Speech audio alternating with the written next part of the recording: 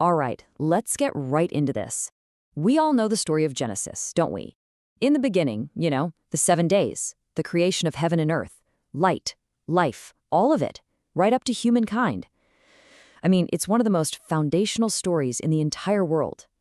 But what if there's a whole other layer to it? Yeah, what if, hidden just beneath the surface of that ancient Hebrew text, there's a secret numerical pattern, a message that was deliberately encoded into the very words of creation? Well, that's exactly what we're going to explore right now, this incredible theory that suggests just that. And we've got a really clear path to follow. First, we'll talk about the ancient key we need to unlock this whole mystery. Then, we're going to go day by day through the creation week, revealing the numbers as we go.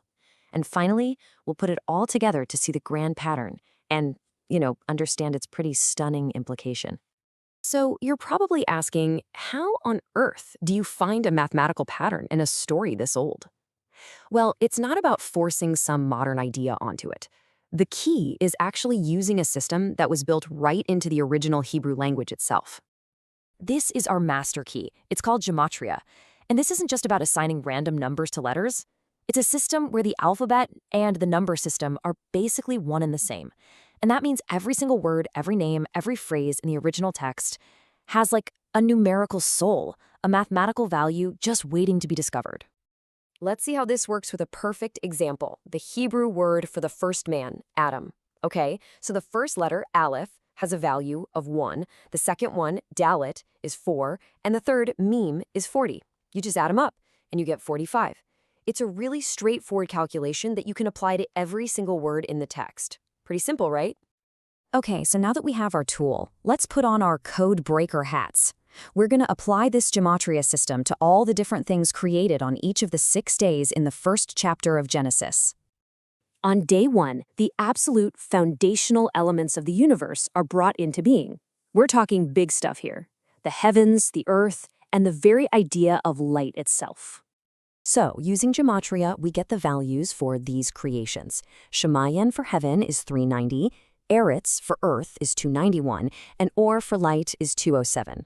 Now, this next part is crucial. The source materials analysis uses a specific technique to basically distill the total value for this day's work down to a single core number. And for day 1, we get the very first number in our series. And that number is 2. The first piece of our cosmic puzzle is the number 2. Let's just hold on to that as we keep going. Day 2 is all about separation, about creating structure. It's the creation of the firmament to divide the waters above from the waters below. A really powerful day of division.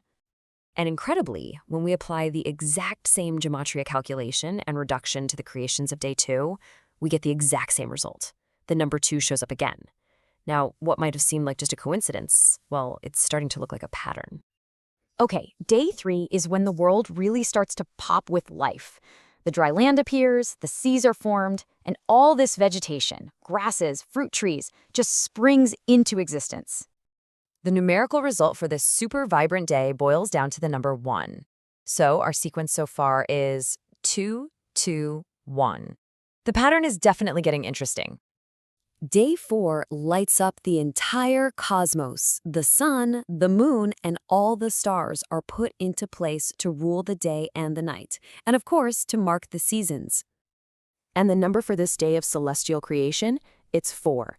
Our sequence now reads 2, 2, 1, 4. So on the 5th day, the world just fills up with movement and sound. You've got the seas teeming with living creatures, and the sky is filled with birds of every single kind. The reduced Gematria value for day 5 is, well, pretty fittingly, the number 5. The code is starting to get a lot clearer now, isn't it? And here we are, the final day of creation, the absolute culmination of all this divine work. Land animals of all kinds appear. And then, finally, the pinnacle of creation, humankind, made in God's own image. The final number in our sequence, the one we get from the Gematria of this ultimate day of creation, is 7. And that's a number that holds some serious symbolic weight, right? It often represents perfection, completion. So the big question is, what does this full sequence actually mean? We've gathered all the clues. Now it is time to step back and look at the finished code. What's the message that's been embedded in this creation story all along? Here it is, the hidden numerical sequence of Genesis, unlocked through Gematria. 2, 2, 1, 4, 5, 7. But believe it or not, this sequence isn't the final answer. It's more like a signpost, pointing to an even deeper, more elegant revelation. And this is the heart of the entire theory. It's incredible. When scholars actually count the number of distinct creative acts described across all 6 of those days, from the heavens all the way to humankind, they land on a very specific number, 22. And guess how many letters there are in the classical Hebrew alphabet? Yep, exactly 22. So, the ultimate message, according to this analysis, is that creation wasn't just a physical act, it was a linguistic one. The universe was literally spoken into existence, using the complete divine alphabet, from Aleph all the way to Tav. Each of those 22 creative acts corresponds to one of the 22 sacred letters. The world isn't just described by the word, in a way, it's made from it. It's a truly mind-bending idea, right? It suggests this hidden layer of mathematical elegance, of pure intention, woven right into the fabric of one of our oldest stories.